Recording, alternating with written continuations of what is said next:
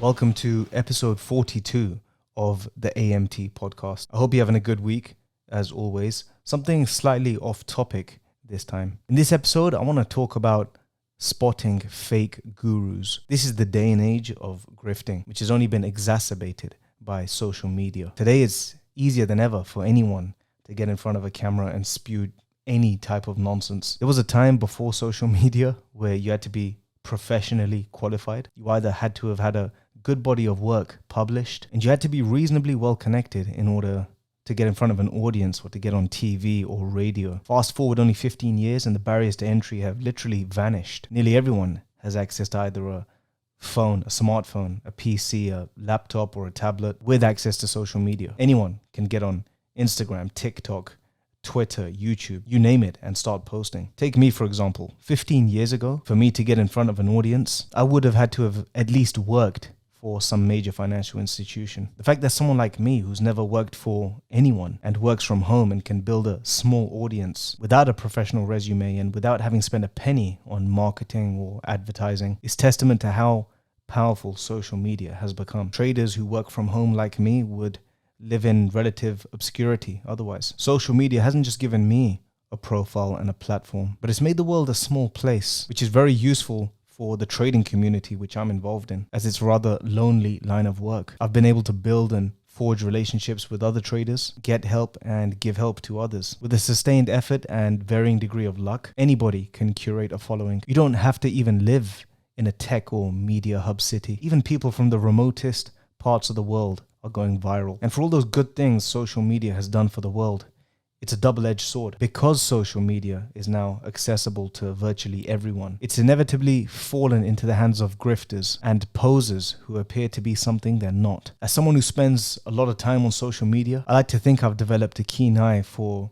who is potentially fake or at least suspicious, and what you should look out for too. The first sign, in my opinion, is somebody who always talks around the subject and not about the subject. Someone who ties themselves in knots trying to get their audience to understand exactly what it is they're saying. Usually they struggle to ever give personal accounts of their experience or what they've done because they haven't done anything. They talk in the most complicated language, stringing together word salads and using unnecessary jargon to convey whatever point they're supposedly trying to make. Take Jordan Peterson, for example. Most of the positive emotion that you experience that makes life worth living, analgesic positive emotion, anxiolytic positive emotion, the positive emotion that gives you hope and curiosity and drives you forward, that's experienced in relationship to a unified goal. And the higher the goal, the more hope and positive emotion that's experienced as you view yourself making incremental progress towards the goal.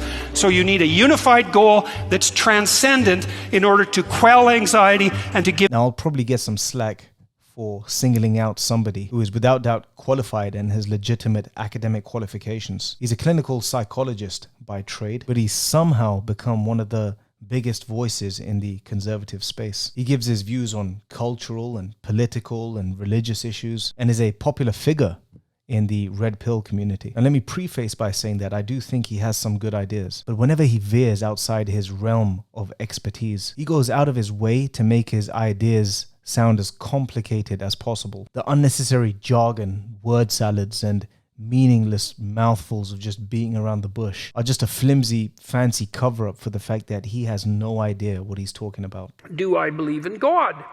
I can't figure out why I don't like the question exactly. I had three sort of burgeoning hypotheses.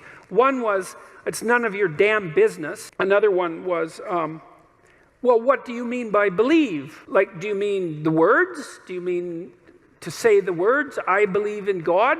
Does that indicate that you believe in God? Like, I don't know what you mean by believe exactly. Why don't you answer my fucking question? Jordan Peterson is the type of guy who, if you asked him to point to his left ear, he would do it like this. There's another guy who's been catching wind lately. Some professor called Andrew Huberman. He's some biohacking neuroscientist kind of professor. Again, popular and building a following very quickly. And I honestly tried as hard as possible to try and listen to some of his interviews and podcasts. What I've realized is whilst he doesn't use word salads like Jordan Peterson, he does something that's arguably just as bad, which is that he draws his own conclusions from obscure sources with hardly any evidence and acts as if he's landed on something so profound. There's another tool that you can use to enhance your gut microbiome, but this is one that I actually started doing about 4 months ago. It's an interesting one, and it stands so strongly on the logic of how the gut and oral microbiome work. I feel better, and it's so easy to do, and it stands to potentially improve the function of your gut microbiome enough that I figured I would at least share it with you, and then you can decide. So what this protocol essentially consists of is before you go to sleep at night or in the morning, you pour yourself a little bit of water, whatever water you happen to consume, just clean, clear water. And then you take a sip of that water when you wake up in the morning, and you swish it around in your mouth, and then you swallow it. And what's funny is that the arrogance sometimes works both ways. People think they're being smart by listening to and pretending to understand what someone else is saying who is trying to sound smart. The kind of arrogance where they're like, oh, you listen to Nelk boys? Well, I listen to Jordan Peterson and Andrew Huberman in my spare time.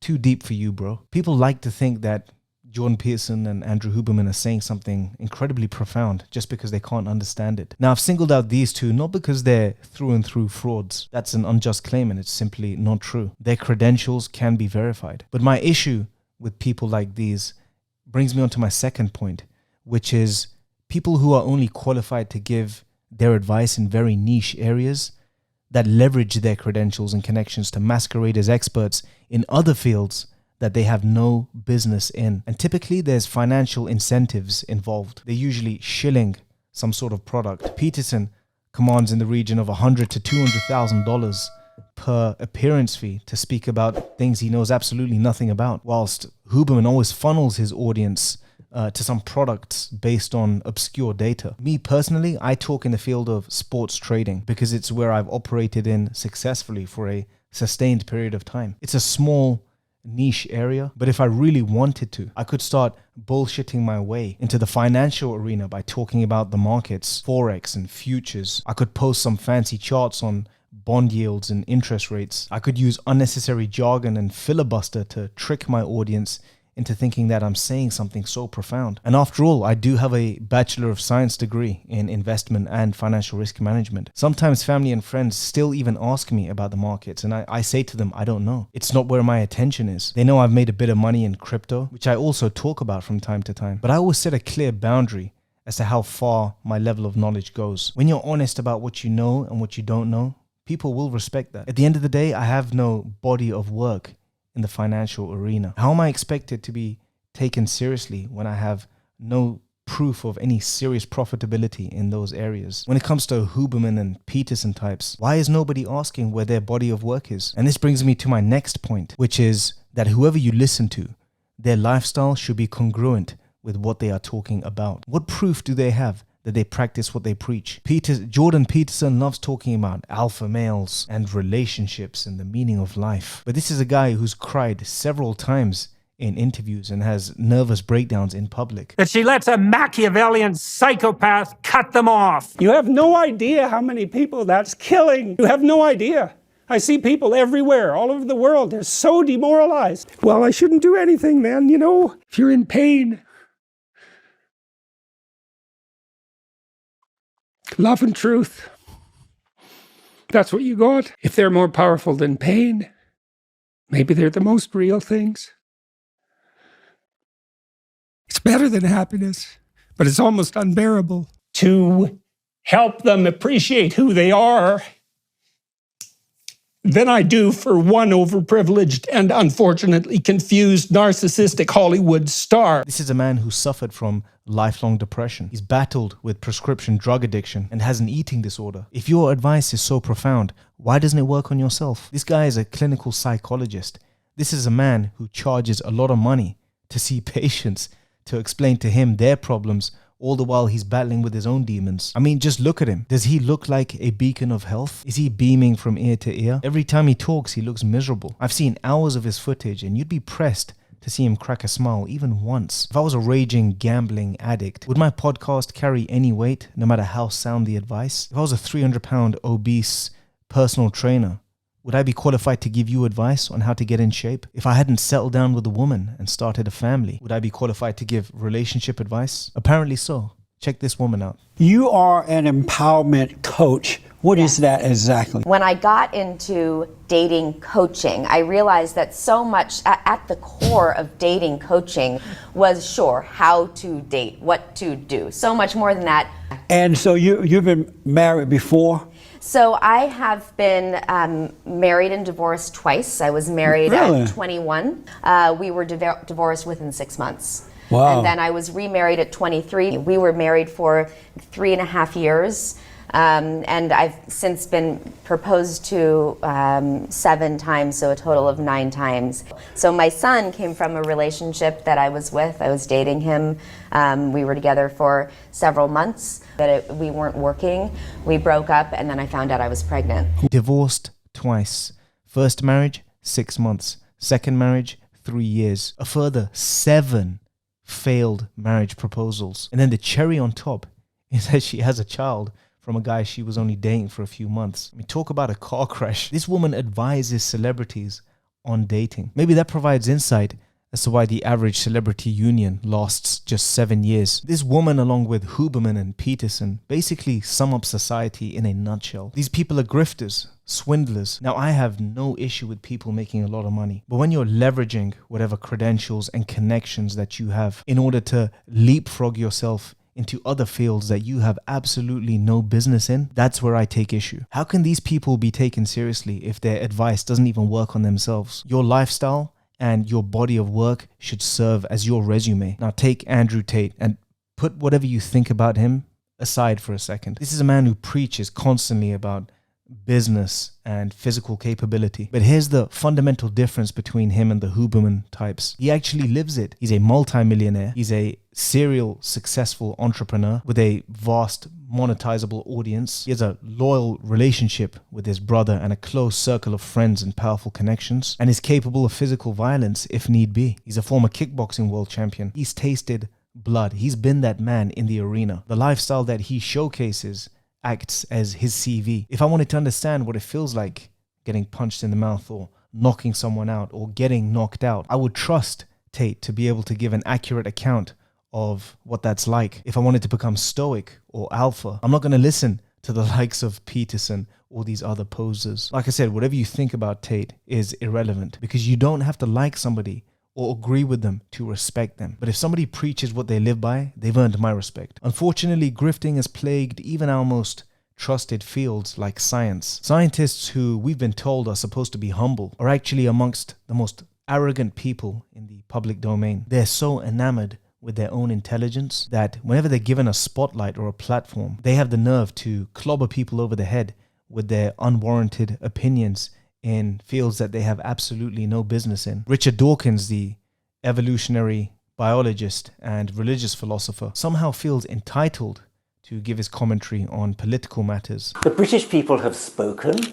No, they haven't. Voters are fickle. Opinions change. We have no right to condemn future generations to abide irrevocably by the transient whims of the present. Roundly labeling anyone who disagrees with his side of politics as ignoramuses, or anyone who refuses the vaccine as part of the problem and a threat to public safety. One of the problems that scientists have, and we saw this in the COVID pandemic, is that scientists, by definition, they evolve positions according to changing facts. I mean, science actually does change its mind, because I think it was John Maynard Keynes said, when the facts change, I change my mind. What do you do, sir? Yes. When the facts change, I change my mind. Yes, science! This is a man who's so arrogant that he's even labeled babies with Down syndrome as nothing more than eugenics. He stated it's immoral to bring a child with a disability in this world. Now, Richard Dawkins' work in religious philosophy is sublime. Within his niche, he's excellent. I've read 2 of his books, and the evidence-based cases that he makes is compelling. But that's as far as his expertise goes. Why on earth is he given a platform to speak on political matters? Should Gordon Ramsay start chiming in on political matters? He's a successful businessman after all, and he's famous. Should Ricky Gervais start advising the Treasury on tightening the fiscal budget? After all, cooking and comedy has about as much to do with political and financial matters as Richard Dawkins' biology credentials do. There's another scientist grifter who's even worse, in my opinion. His name is Neil deGrasse Tyson, and once again, a very well-respected astrophysicist who's also made the leap into politics, gender sciences, and even movies. So humble these guys are. Check this clip. XXXY chromosomes are insufficient. And we wake up in the morning, we exaggerate whatever feature we want to portray the gender of our choice. Either the one you're assigned, the one you choose to be, whatever it is. Today, I feel 80% female, 20% male. I'm going to put on makeup. Tomorrow, I might feel 80% male. I'll remove the makeup and I'll wear a muscle shirt. What business is it of yours to require that I fulfill your inability to think of gender on a spectrum? Yes, science! A guy that studies stars and planets for a living is now lecturing us on what gender means. And as if that's not bad enough, the arrogant, condescending, patronizing tone towards people that don't accept his version of science is what's even more grating. I've singled out some select grifters, perhaps fairly or unfairly, but hopefully you get the point. Peterson, Huberman, the dating coach lady, Dawkins, deGrasse Tyson are just a few people amongst many that get away with an awful lot, and in my opinion, are a symptom of a much larger problem. The problem isn't just with these grifters. The problem is just as much to do with the audience that props them up. It's as if people's brains just turn off and stop questioning anything when somebody more academically qualified speaks, even if it's outside their realm of expertise. It's like somebody's word automatically becomes gospel when they have a few academic certificates under their belt, and their following becomes almost cult-like or religious-like, which only exacerbates the problem. What qualifies Jordan Peterson to speak at foreign policy meetings, let alone give relationship advice? What qualifies a space scientist or a biologist to be taken seriously on matters concerning politics, vaccines, or gender? What qualifies a relationship advisor with 2 failed marriages and 7 further failed marriage proposals to give advice on dating? I would give these people a pass if they humbly gave their opinion and treated it as just that. But when they have the arrogance to name you an ignoramus or a threat to public safety for not agreeing with the science, which has been debunked, by the way, when they preach about being stoic and alpha while battling their own demons, or when they tell you to stare into the sun to cure eyesight. Bright light in your eyes, ideally from sunlight. Just look in the general direction of the sun, even if you have to be on your phone, but just kind of get some sunlight in your eyes and blink if you need to, if it's painful. Or God forbid they deem your life unworthy because of a disability. That is where I draw the line. In life, you should be allowed to question and challenge absolutely anything that you're being told, and not necessarily in a combative way or by deliberately being the heel and playing devil's advocate, because then you're no more ego-driven or arrogant as the people I've just explained. But you should approach things from a genuine place of curiosity. If something or someone doesn't make sense, then explore further. Experiment with what works and what doesn't. Don't ever take anyone's word as gospel. If it doesn't make sense, it doesn't mean it's profound. I talk a lot about trading, and a lot of what I talk about stems from my personal experience. I will get things wrong from time to time. Everybody has blind spots, but for the most part, and this goes for whoever you're listening to, if they genuinely live and abide by a lifestyle that is congruent with what they are preaching, then you should take them seriously. And if they're not able to speak and explain things simply, or if they constantly delve into topics that are outside their realm of expertise and pose as experts. Oh, you like my little gift? What? The Jerusalem what? What? I can't hear. Jerusalem tulip poozly what? What? Oh, you don't know shit about flowers. What's that? Or worse yet, their lifestyle and body of work run counter to what they preach. It's likely they are grifting. It's easier than ever to fake things and masquerade as something you're not online, and it's only going to get worse out there. But if you've at least made it to the end of this video, hopefully I've given you a lot to think about, and hopefully I've pointed you in the right direction. So don't forget to hit the like, subscribe, comment. I read and reply to everybody, and subscribe and share where possible. That really helps me out. Otherwise, I'll see you guys in the next video.